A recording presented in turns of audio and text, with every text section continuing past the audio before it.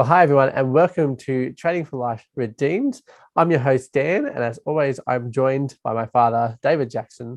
And today we are continuing our series as we work through the book of Joshua. Today we're up to Joshua 19, Dad. And throughout this whole series, you've been talking about how every part of the Old Testament points us forward towards Jesus. This whole chapter, though, is about tribes and stuff that have disappeared, really. They're not existing at the moment in particular parts of Israel with their land allocations. I know Israel technically is there, but it's not these tribes. We don't even know where some of these places were back then. So how does this then help us with the gospel? How do we go with this whole big description of land being divided and tribes? And let's start with Simeon. Simeon's good fun.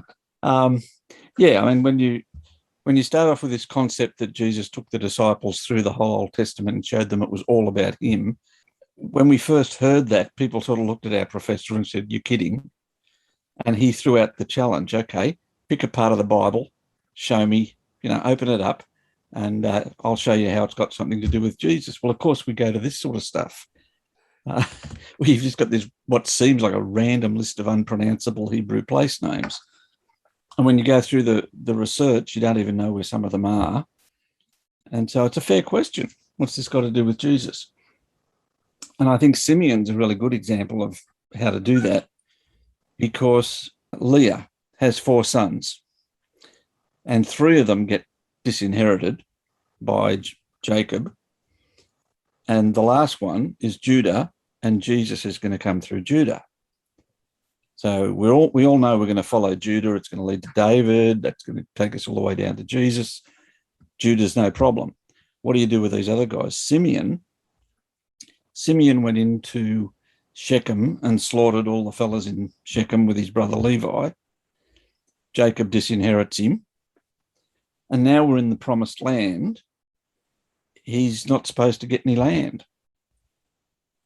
And his brother Judah looks across the table, as it were, and says, well, hey, brother, I've got all this massive block of land down here in the south. Just move in with us. And the end result is Simeon basically merges with Judah. And when it comes time for Israel to go into exile and all these terrible things happen, and the northern tribes walk away from Yahweh, Simeon's part of Judah. He gets saved. The guy that, Jacob didn't love and didn't care about and got upset with, he gets saved because he goes into Judah. And so you've got this little model of God redeeming a broken family where brothers are pitched against brothers. And then you have God taking this homeless son and bringing him into the territory of the one who will be king. And so you're going to follow this area here all the way through to Jesus. So how cool is it? You get to be invited, to be part of the line of Judah, even though you're not. Yeah, okay. So Simeon's lucky. He gets to join Judah. Judah's been really nice to Simeon. They must have, as a large tribe, I imagine they're both quite numerous at this point, to have had the elders meet or something and gone, hey, you can come and join us. That's lovely. So they're part of the tribe of Judah leading to Jesus. Then have 5 other tribes. What happens? How do they link to Jesus? Yeah. Well, these 5, you sort of got to feel sorry for these 5 because they, we've given the southern land and the hills and all that sort of stuff to Judah. Then you got the middle area that we give to Ephraim and Manasseh and Benjamin and so on. And now these fellas, 5 tribes are going to fit into an area that's probably, I don't know, about the size of Blacktown. It's not a big territory that they're getting. Might be Blacktown and Penrith combined. I don't know, but it's not big. And you're doing nearly half of the nation of Israel's crammed into this tiny little area. And you think they're getting the short end of the stick. But as you follow the story through, what the 5 tribes end up with is all the land around the Jezreel Valley. And the Jezreel Valley goes, and most of the roads go north-south. The Jezreel Valley goes east-west. And it's your main road between all of Asia and Africa. So you've got the roads coming in from Europe, and you've got the roads coming in from Asia, and they're all heading down this coast through Israel. Israel's like the big toll gate for 3 continents, and they get the toll gate for Asia. And they've got the coastal bit as well, which we call today Lebanon, and they're right up there in this area. And it's the most fertile, huge valley, so it looks really good. But what it's done is it's taken, all the southern tribes. They're pretty much isolated from foreigners. They're up in the hills. If the foreigners want to march up and down the highway on the coast, you just go up and stay on your farm up in the hills and wave at them as they go past. But if you're up in the north with these 5, these armies are going to march straight through the middle of your corn patch. And they're going to take your cattle and your sheep and anything else on the way through. So they're being put right in the face of the foreigners. And that's a frightening place to be. So later on, one of the prophets calls, I think it's Hosea, calls Jezreel the Valley of Slaughter. This is where all the big battles are going to happen.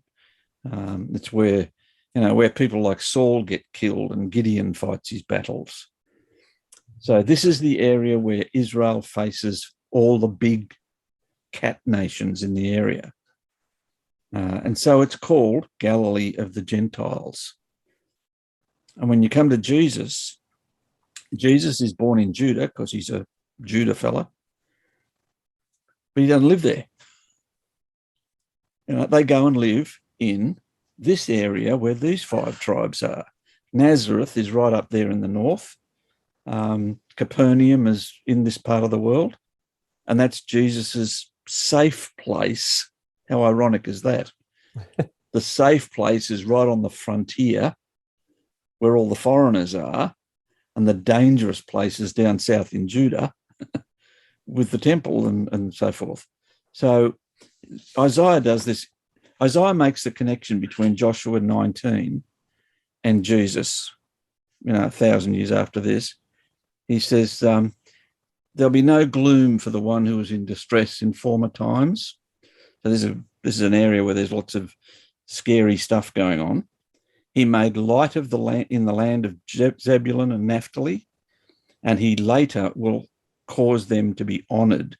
The road west across Jordan, the circle, that's the word Galilee of the Gentiles, the people who walk in darkness will see a great light. Light will shine on those who live in the land of the deep shade, because a child will be born to us. A son will be given. So you've got all this, what we call that Christmas province about the child born in Bethlehem. Yeah. But the focus is on Galilee, because this is the scary place. This is the circuit. This is the darkness. And Jesus is going to focus his ministry there. So it's as if you've got the last and the most, I guess you could say, unjustly treated, put in the most dangerous place, furthest from the temple, and that's where Jesus spends most of his public ministry. And it's because the gospel is going to go from there to Asia and to Europe. This is the setup for gospel mission. So we're going to stake our claim on it. The one I feel sorry for is Dan. Funny about that. And yet you named me after him. Yeah. He's an interesting probably boy. a different Dan, I think. Different Dan, I think, yeah. But this Dan, he gets this like a tiny strip of land near that goes from Ephraim, Benjamin, and heads west. So he's sitting on this beautiful dairy farm country, and he's right opposite the Philistine main base. So the Philistines are constantly coming up that valley, the Ajalon Valley, raiding all of his farms. This is where Samson grows up. So the Danites are looking at that going, A, we don't fit in a valley this big, and B, the Philistines are beating the tripe out of us because they've got iron weapons and we're still running around with copper ones. So they head up north and attack some poor, innocent, unarmed village and take over territory at the foot of Mount Hermon. That's they're the furthest north from Dan to Beersheba. They've abandoned what God allotted to them, and they're up there in the mountains. And you think you're right on the edge of all the superstitious gods and everything else. And that's where Peter tells Jesus, you are the Christ, right in the middle of Dan's little bit of territory. So it's like we're setting up a chessboard ready to play the gospel game in years to come. You've got to follow these guys. They're all going to end up with Jesus. Well, Jesus does a bit of a tour through each one's land, right? He sure does. He crosses it this way and that way. It's amazing. Well, Dad, thank you so much for sharing all of that with us. If you are listening and you would like to grab the study notes that go along with this episode, please head over to tradingforliferedeemed.com/45. You can grab everything there with the show notes. You can watch the video there as well. If you enjoyed this episode, I would love it if you could leave us a review. And of course, make sure that you subscribe and come back and join us next week as we continue to work through Joshua and we look at Joshua chapter 20. So we'll see you then.